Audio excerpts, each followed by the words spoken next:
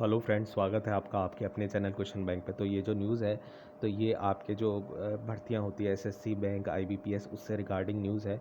तो अब जो है इनका एक कॉमन टेस्ट होगा और उस बेसिस पे ही आपके जो मार्क्स है और आपको जो जॉब है वो दी जाएगी। तो ये नई स्कीम शुरू हुई है देश में सरकारी व बैंक नौकरी के लिए। अब एक ही परीक्षा होगी, आपको अलग अलग परीक्षा देने की ज़रूरत नहीं होगी। केंद्र की मोदी सरकार ने नौकरी की चाह रखने वाले युवाओं को लेकर बड़ा फैसला किया है। भारत में आयोजित होने वाली सरकारी नौकरियों और पब्लिक सेक्टर के बैंक का अलग अलग परीक्षाओं में परीक्षा की तैयारी करने वाले करीब 2 करोड़ अब परीक्षार्थियों में से लगभग 1 लाख परीक्षार्थियों के लिए देश में कॉमन एलिजिबिलिटी टेस्ट सीईटी कराने के लिए नेशनल रिक्रूटमेंट एजेंसी की ओर से एग्ज़ाम करवाया जाएगा। केंद्र सरकार की कैबिनेट ने इसे बुधवार को मंजूरी दे दी है।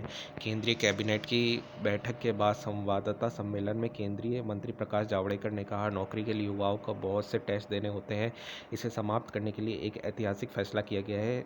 अब राष्ट्रीय भर्ती संस्था कॉमन एलिजिबिलिटी टेस्ट लोगो लेंगे, जिसका करोड़ों युवाओं को फ़ायदा मिलेगा। जावड़ेकर ने कहा, नौकरी के लिए युवाओं को बहुत परीक्षाएं देनी पड़ती है। 20 भर्ती एजेंसियां हैं, ऐसे में हर एजेंसी के लिए परीक्षा देने के लिए कई जगह जाना पड़ता है। अभी तक केवल 3 एजेंसियों की परीक्षा कॉमन कर रहे हैं। समय के साथ हम सभी भर्ती एजेंसी के लिए कॉमन एलिजिबिलिटी टेस्ट करेंगे। एक ही आवेदन, एक ही शुल्क, एक ही परीक्षा होगी।